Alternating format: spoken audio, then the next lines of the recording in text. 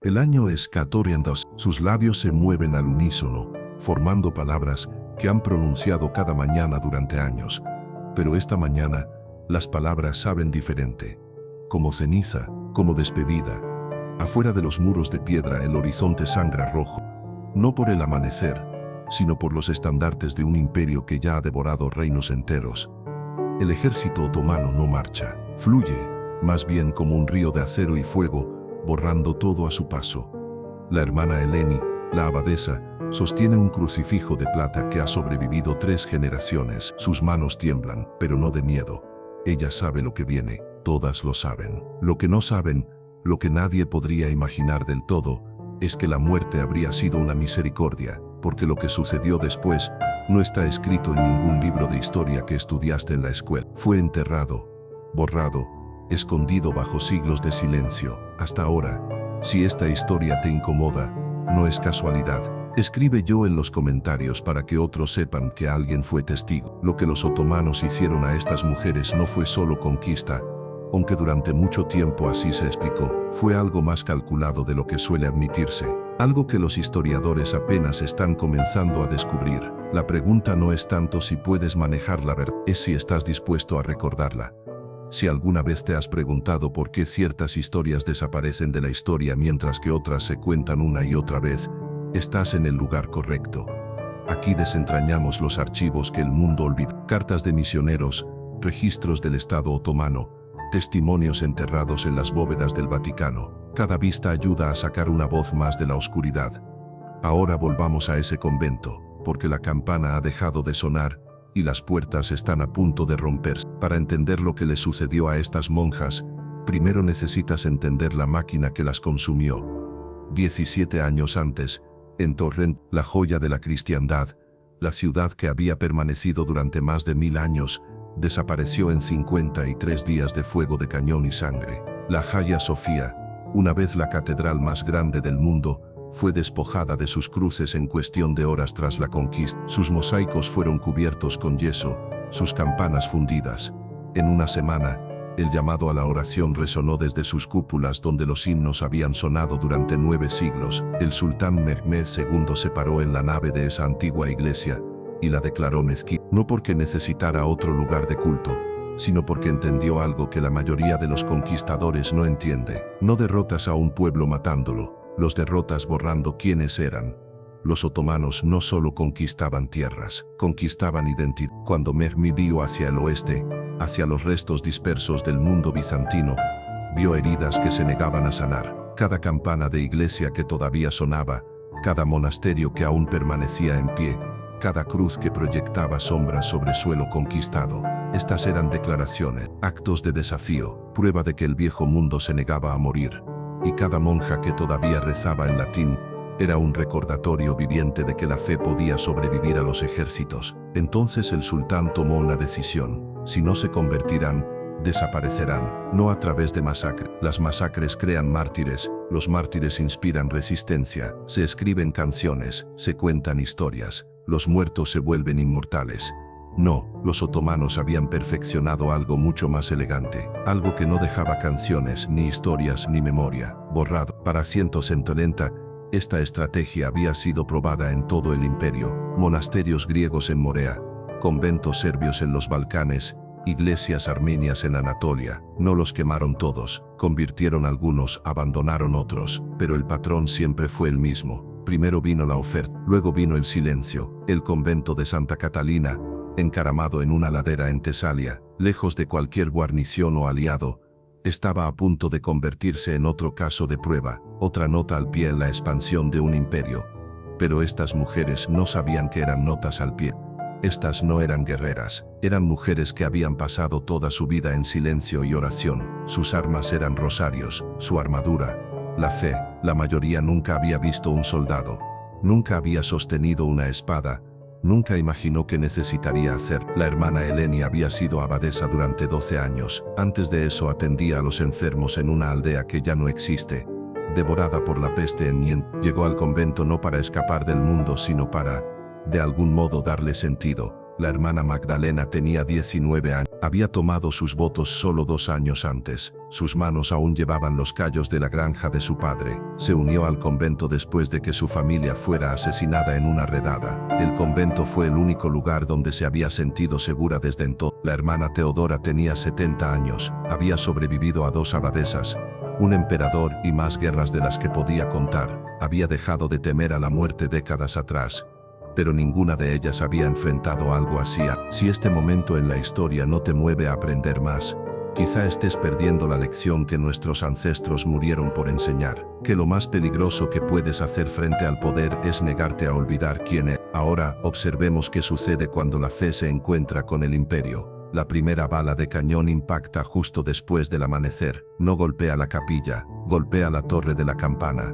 El sonido es apocalíptico. La piedra explota en el aire. El hierro chilla contra el hierro. La campana que ha sonado cada mañana durante 140 años se hace añicos en pleno vuelo, y las piezas llueven sobre el patio donde las hermanas cultivan hierbas para curar. Las mismas manos que cuidaban esas plantas ahora cubren sus oídos, temblando. La hermana Eleni no grita, se pone de pie crucifijo en alto y comienza a cantar. El Kyrie eleison, Señor, ten piedad. Una por una, las otras se unen a ella. 23 voces elevándose contra el rugido de un imperio.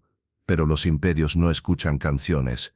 Al mediodía las puertas están abiertas. Los soldados otomanos inundan el patio, no con espadas desenvainadas, con registros, plumas, tinteros. Se mueven por el convento como escribanos, no como conquistadores, contando, registrando, catalogando.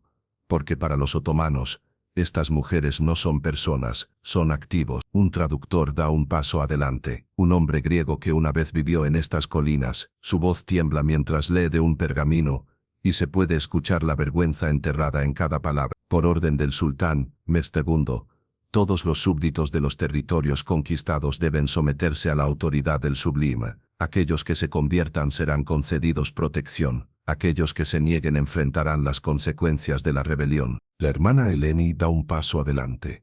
Su rostro está tranquilo, casi sereno. Habla no a los soldados, sino al traductor, en un griego tan claro que todos entienden. Dile a tu sultán que ya hemos dado nuestras vidas a un rey. No nos queda nada que rendir. El oficial a cargo, un hombre llamado Hasan Pasha, cuyo nombre aparece en los registros militares otomanos de la campaña de Tesalia de 560, no responde con ira. Responde con algo mucho más inquietante. Una sonrisa, porque sabe algo que las monjas aún no entienden. Los otomanos han perfeccionado el arte de romper a las personas sin matarlas. Esa noche, las mujeres son encerradas dentro de su propia capilla, sin comida, sin agua, solo oscuridad y el sonido de soldados afuera riendo, comiendo, viviendo, mientras esperan ver quién se rompe primero. 2 hermanas, las más jóvenes de Corinto, comienzan a llorar en la esquina. Sus sollozos resuenan en las paredes de piedra. Pero la hermana Magdalena, apenas de 20 años, comienza a susurrar un salmo. El Señor es mi pastor. Nada me falta. Luego otro, aunque camine por el valle de la sombra de muerte, no temeré mal alguno. Luego otro, y lentamente el llanto se detiene. Este es el momento en que los otomanos la subestimaron. Estas mujeres habían pasado toda su vida preparándose para el sufrimiento, ayuno, vigilias en el frío, horas de silencio, sumisión a algo más grande que ellas mismas. Lo que los soldados veían como tortura, las monjas lo veían como su disciplina diaria. Pero Hasan Pasha es paciente, ha visto esto antes, en Morea, en Valaquia, en las ruinas de monasterios serbios donde los monjes pensaban que su fe los salvaría. La fe es como una vela, escribió una vez en una carta al sultán, aún conservada en los archivos del palacio de Topkapi, arde más brillante justo antes de morir. Está a punto de probar esa teoría.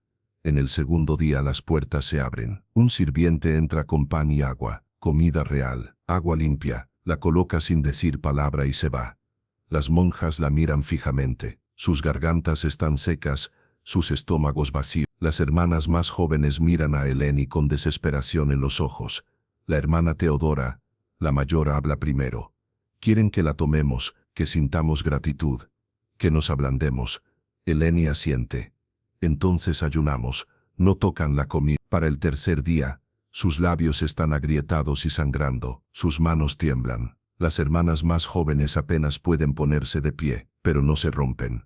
Hasan Pasha observa desde el patio, brazos cruzados, está impresionado, frustrado, y quizá, solo por un momento, algo parecido al respeto parpadea en su rostro. Pero el respeto no cambia la estrategia. Aquí hay algo que rara vez se dice sobre Hasan Pasha. No es un monstruo, eso es lo que lo hace tan peligroso. Era ante todo un burócrata, un administrador eficiente de un imperio que convirtió la dominación en ciencia. En su registro personal, descubierto en los archivos otomanos en Milo, escribe sobre sus campañas con la misma neutralidad emocional con la que un contador describe un inventario. Las poblaciones conquistadas, para él, se convertían en números, conversiones son estadísticas, resistencia es simplemente un problema logístico que debe resolverse. 19 monasterios procesados este año. Escribe en una entrada: tasa de conversión, 42%, tasa de eliminación, 58%, recomendación: aumentar periodo de aislamiento antes de oferta de conversión. Eliminación. Esa palabra aparece 17 veces en sus registros de 3 años. Nunca muerte, nunca ejecución. Eliminación. Como si estuviera hablando de borrar errores en un manuscrito, no de vidas humanas. Esto es lo que hoy llamaríamos la banalidad del mal. ¿Fue obediencia o fue indiferencia lo que el sistema nunca perdonó? Un hombre que va a casa cada noche, cena con su familia, reza 5 veces al día, y luego regresa al trabajo de desmantelar de forma sistemática identidades humanas. En el tercer día, las puertas se abren de nuevo. Esta vez, no es un sirviente, es Hasan mismo. Habla en turco, y el traductor lo sigue como una sombra. No son criminales, no son enemigas, simplemente están equivocadas. El sultán es misericordioso, les ofrece nuevas vidas, nuevos nombres, protección. Todo lo que deben hacer es pronunciar las palabras: silencio, o pueden venir con nosotros a Constantinopla. Allí el sultán mismo escuchará su caso, quizás se conmoverá por su convicción. Hace una pausa, deja que la palabra se asiente. Pero el camino es largo, y los débiles no sobreviven. No es una amenaza, es una promesa. La hermana Eleni mira a sus hermanas. Algunas están apenas conscientes, algunas están rezando con los ojos cerrados, algunas miran al suelo, tratando de encontrar fuerza en la piedra. Se vuelve hacia Hasan. Caminaremos. La sonrisa regresa a su rostro. Bien, partimos al amanecer. Esa noche las monjas se abrazan en la oscuridad. Nadie habla, pero la hermana Magdalena comienza a tararear un himno que cantaban en vísperas. Una por una, las otras se unen a ella. Afuera los soldados la escuchan. Algunos se detienen, algunos miran hacia otro lado. Uno de ellos, años después, le contará a su nieto sobre las mujeres que se cantaron a sí mismas hasta la muerte. Pero esa historia también será olvidada. Por ahora el himno se eleva a través de las grietas en las paredes de la capilla y se desliza hacia la noche. Una oración, una súplica, una declaración. Todavía estamos aquí. Parten al amanecer del cuarto día. 23 mujeres, manos atadas con cuerda, caminando hacia el sur, hacia la costa, sin carretas, sin caballos, solo sus pies, el polvo y el sol que no muestra misericordia. Los soldados no las apuran, no necesitan hacerlo. El camino mismo es el castigo. Para el segundo día la hermana Irene colapsa. Tiene 62 años. Sus rodillas han estado fallando durante años. Intenta ponerse de pie, pero sus piernas no la sostienen. Los soldados no esperan. La hermana Magdalena y otra monja, la hermana Ana, la levantan entre ellas y la cargan durante las siguientes 3 millas. Cuando finalmente se detienen para pasar la noche, Irene está inconsciente. Para la mañana, se ha ido. La entierran al costado del camino con sus manos, sin herramienta, sin ceremonia, solo tierra y oraciones susurradas. Los soldados observan, no las detienen. Hasan Pasha hace una nota en su registro.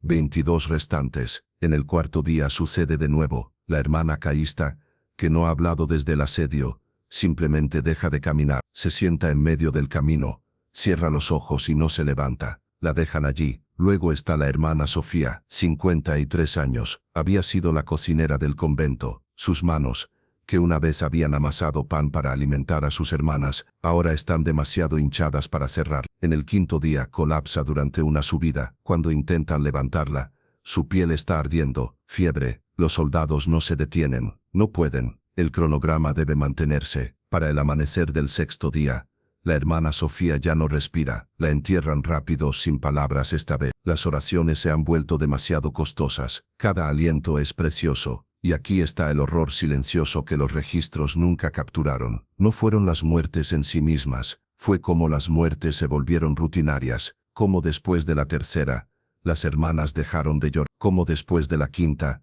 dejaron de mirar atrás. Cuando dejaban un cuerpo al lado del camino, los otomanos habían convertido la compasión en un lujo que no podían permitirse. Cada lágrima derramada era energía desperdiciada, cada pausa para llorar era otro retraso. Habían transformado el luto mismo en un acto de resistencia que las monjas ya no podían costear. Esto es lo que el borrado sistemático realmente significa, no solo matar cuerpos, sino convertir cada instinto humano natural, llorar, recordar, honrar a los muertos, en algo imposible. Para cuando llegan al puerto de Volos, 7 días después, solo quedan 18, pero en ese camino ocurrió algo que nadie había previsto, algo que los otomanos no anticiparon. Las monjas dejaron de llorar, dejaron de suplicar, caminaban en silencio, pero no era el silencio de la derrota, era el silencio de mujeres, que de algún modo ya habían tomado su decisión. La hermana Eleni había estado caminando al frente de la fila, guiándolas incluso con las manos atadas, pero en la mañana del séptimo día, Hasan Pasha la llama, es llevada a su tienda. Lo que sucede a continuación no está descrito en los registros otomanos, está descrito en una carta de un comerciante veneciano que presenció las consecuencias. Una carta descubierta en 2003, en los archivos de Dubrovnik, escribe: la vi regresar al amanecer, no podía caminar. Sus ojos, Dios me perdone, sus ojos estaban abiertos, pero ella ya no estaba dentro de ellos. La vistieron de seda y la pasearon por el campamento como una conversa, pero cuando pasé cerca, escuché sus labios moverse. Todavía estaba rezando en latín.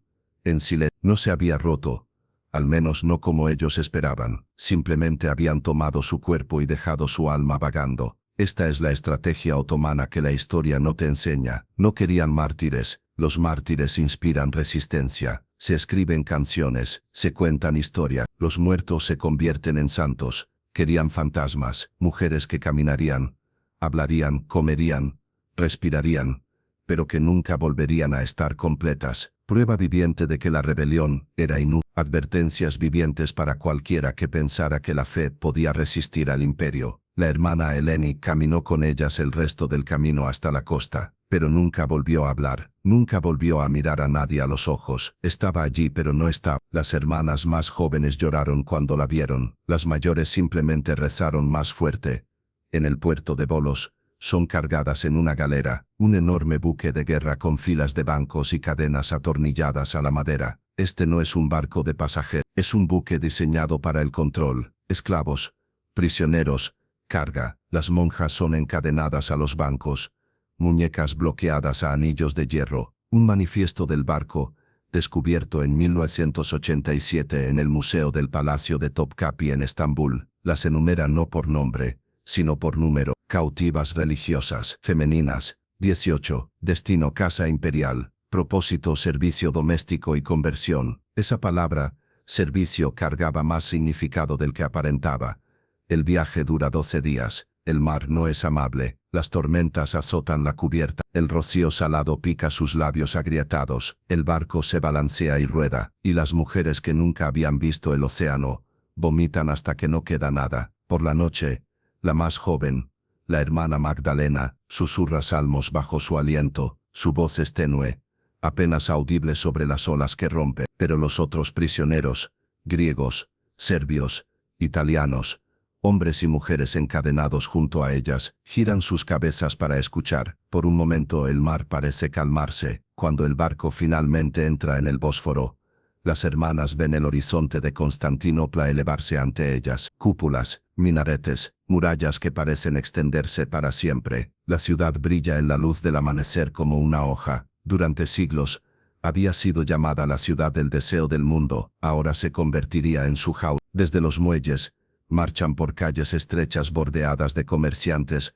soldados y esclavos. La gente se detiene a mirar. Monjas cristianas entre los cautivos son una rareza, incluso en un imperio construido sobre la conquista. Esto es inusual. Son conducidas más allá de las murallas antiguas, a través del distrito imperial, pasando jardines donde las fuentes cantan y los pavos reales gritan, y luego a la sombra de Hagia Sofía, la gran iglesia que ahora es mezquita, se ven obligadas a detenerse, a arrodillarse. Mientras el llamado a la oración resuena desde los minaretes, una de las hermanas susurra: «Estamos en casa, pero ya no es nuestra».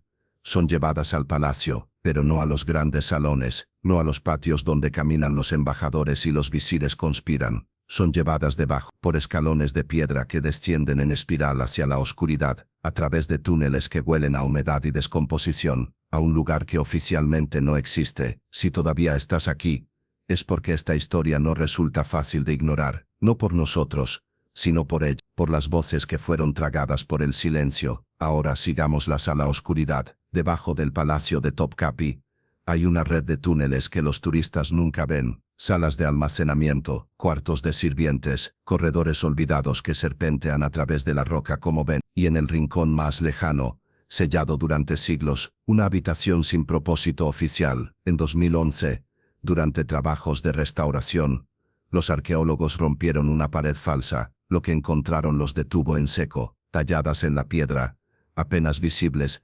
Había cruces, docenas de ellas, pequeñas, toscas, talladas con uñas o fragmentos de cerámica rota, y debajo de esas cruces, grabadas en latín, 4 palabras: Lux in tenebris lucet, la luz brilla en la oscuridad. Todo indica que esta había sido su capilla. El doctor Mehmet Arslan, quien dirigió la excavación, describió el momento en una entrevista de 2012.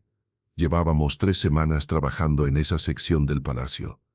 Era solo otra sala de almacenamiento, o eso pensábamos. Cuando rompimos la última capa de yeso, mi asistente gritó, no de miedo, de algo más, reconocimiento tal vez, como si hubiera estado esperando encontrar esto toda su vida sin saber qué era. Las cruces no eran aleatorias, estaban organizadas en patrones. Algunas formaban círculos, otras, líneas verticales como escaleras, como si quien las tallara estuviera tratando de construir algo. Una catedral invisible, una iglesia hecha de rasguños. Pero había más. En la esquina noroeste de la habitación, a la altura del pecho, había una depresión poco profunda en la piedra. Desgaste, como si generaciones de manos hubieran tocado ese mismo lugar, una y otra vez. Un lugar sagrado dentro del lugar sagrado. Los análisis químicos posteriores encontraron rastros de aceite humano en esa depresión, de manos que habían presionado allí durante años, manos que habían rezado, durante meses, tal vez años. Estas mujeres vivieron debajo del palacio, trabajando como sirvientas silenciosas de día, fregando pisos, lavando ropa, atendiendo fuegos para habitaciones a las que nunca entrarían. Pero por la noche, cuando el palacio dormía, se reunían en esa habitación olvidada y rezaban. No tenían sacerdote, no tenían altar, no tenían Biblia, solo memoria. Recitaban salmos de memoria, versos medio olvidados, remodelados en oraciones que las mantenían vivas. Cantaban himnos en susurros tan tenues que la piedra apenas los capturaba. Celebraban la comunión con pan robado de las cocinas y agua de los pozos del palacio. Y tallaban su fe en piedra, un rasguño a la vez, sabiendo que nadie lo vería jamás. La hermana Magdalena estaba entre ellos, la joven que había susurrado salmos en el barco, que había cargado a la hermana Irene en el camino, que se había negado a apartar la mirada cuando trajeron a la hermana Eleni de regreso.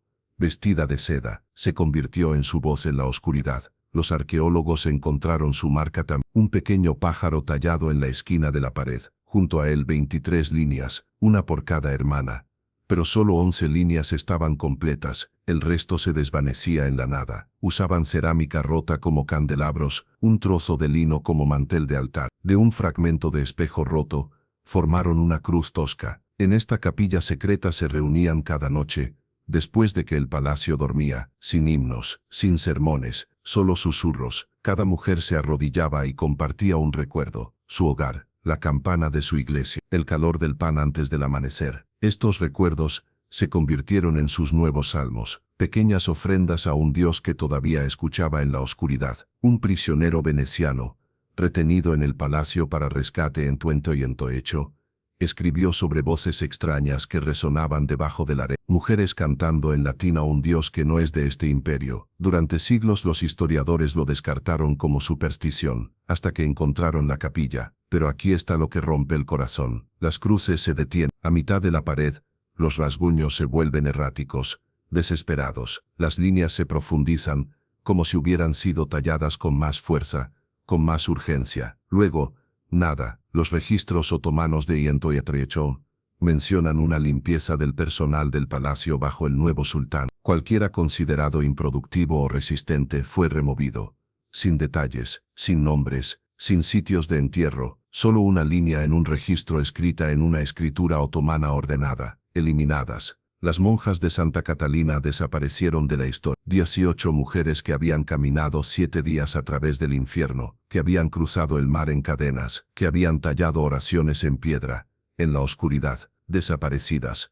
Pero su capilla permaneció. Un diplomático francés, Agnès Tenendodes, escribió sobre un rumor entre los sirvientes mayores del palacio, que en ciertas noches, si te parabas en los pasillos inferiores, el aire se volvía frío, y si escuchabas con atención, podías oír mujeres cantando en latín. Lo descartó como superstición. Creencias tontas de sirvientes sin educación, pero las paredes no mienten. En 2011, cuando los arqueólogos examinaron la capilla más de cerca, encontraron algo más. Rastros de cera, no de velas otomanas, sino de una fuente distinta, más antigua, mezclada con hierba, el tipo de velas que las monjas hacían en los conventos, lo que significa que mantuvieron su vigilia durante más tiempo de lo que nadie pensó posible, meses, tal vez años, tallando cruces, susurrando oraciones, negándose a desaparecer. La marca de la hermana Magdalena fue la última en la pared, junto a ella, talladas tan débilmente que casi no estaban allí, 2 palabras en griego: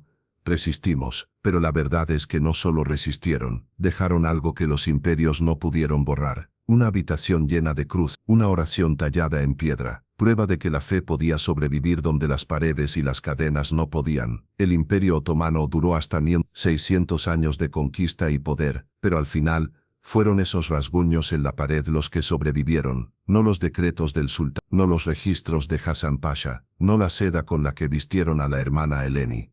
Solo 4 palabras latinas talladas por mujeres que el mundo olvidó. Lux in tenebris lucet, la luz brilla en la oscuridad. Entonces, ¿por qué importa esta historia? Porque no se trata de religión, ni siquiera se trata de los otomanos, se trata de lo que hace el poder cuando intenta borrar a las personas, y de qué sucede cuando esas personas se niegan a desaparecer. El Imperio Otomano duró 600 años, conquistaron 3 continentes, reescribieron mapas, idiomas, culturas enteras, convirtieron la catedral más grande de la cristiandad en una mezquita, gobernaron desde las puertas de Viena hasta los desiertos de Arabia, pero no pudieron borrar a 18 mujeres que tallaron oraciones en piedra. Piensa en él, un imperio con ejércitos, cañones, recursos aparentemente infinitos y la voluntad de remodelar el mundo, contra mujeres sin nada más que uñas y fe.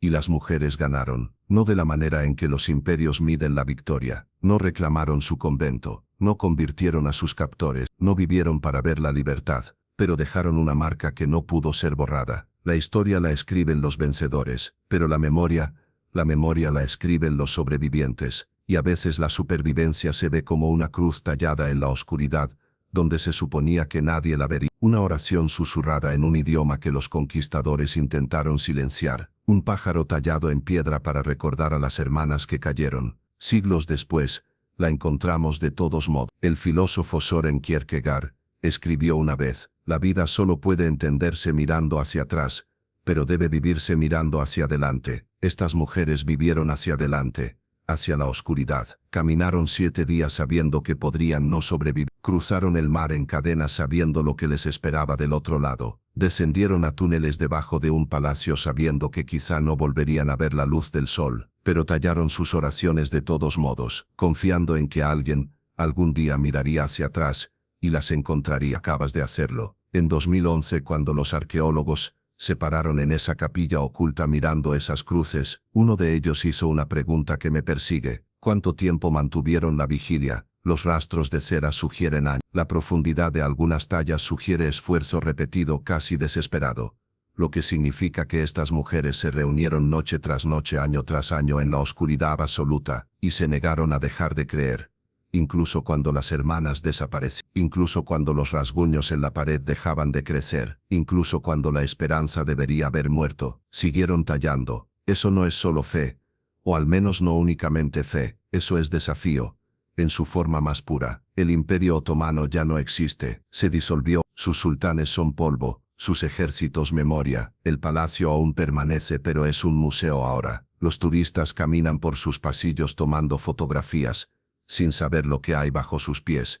Pero esas cruces permanecen, y esa frase latina, apenas visible después de 500 años, todavía habla. Lux in tenebris lucet, la luz brilla en la oscuridad, es del Evangelio de Juan, un versículo sobre la luz que no puede ser extinguida, sobre la verdad que sobrevive incluso cuando todo lo demás es arrebatado. La hermana Magdalena talló esas palabras sabiendo que nunca dejaría ese palacio, sabiendo que su nombre sería olvidado, sabiendo que el mundo seguiría adelante sin ella.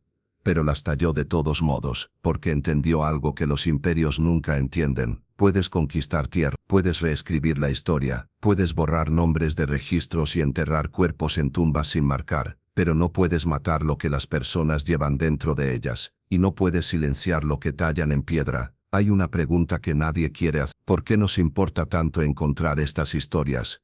No es por nostalgia, no es por indignación moral, es porque en algún nivel profundo e incómodo, reconocemos el patrón, los métodos cambian, la tecnología evoluciona, pero la maquinaria del borrado permanece notablemente consistente a través de los siglos. Cada época tiene su propia versión de Hasan Pasha, burócratas eficientes que convierten la dominación en números, administradores que procesan personas como inventario, sistemas que transforman la compasión en un error logístico, y cada época tiene su propia versión de esas 18 mujeres, personas que se niegan a desaparecer incluso cuando todas las estructuras de poder les dicen que ya no existen. La hermana Magdalena tallando su pájaro en la piedra no sabía que estaba creando evidencia forense, no sabía que 500 años después alguien tomaría una fotografía de ese pájaro y la subiría a internet, donde millones verían lo que se suponía que nadie vería jamás. Simplemente sabía que si dejaba de tallar, dejaba de existir, y eso era inaceptable. Hay un momento en los archivos que me persigue, es una entrada del diario de un guardia del palacio,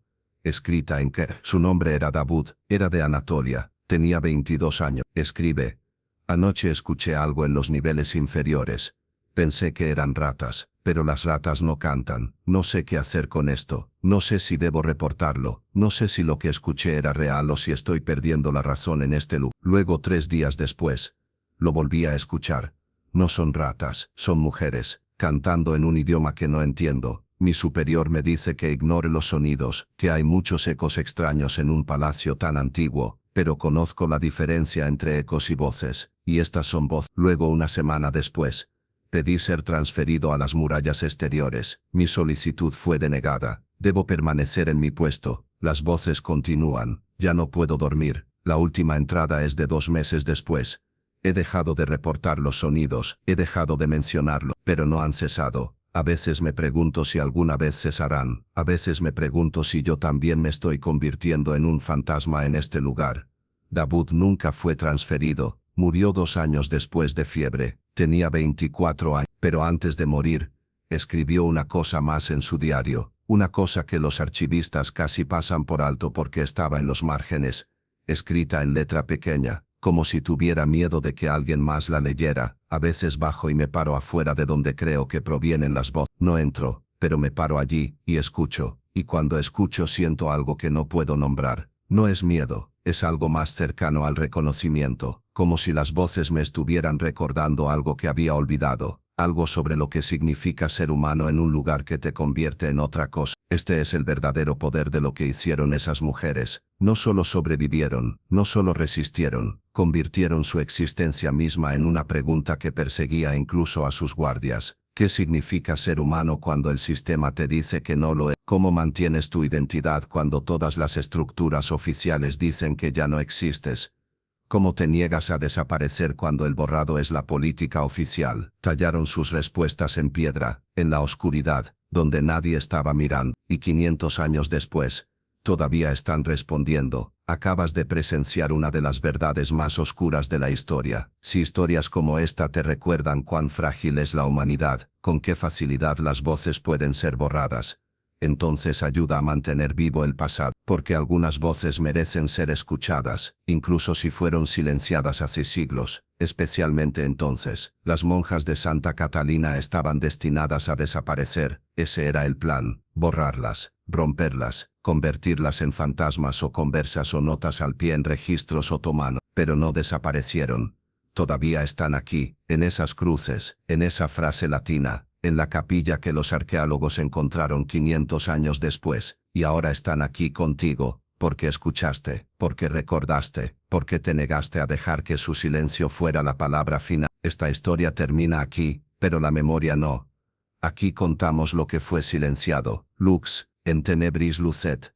La luz brilla en la oscuridad, y la oscuridad no la ha vencido.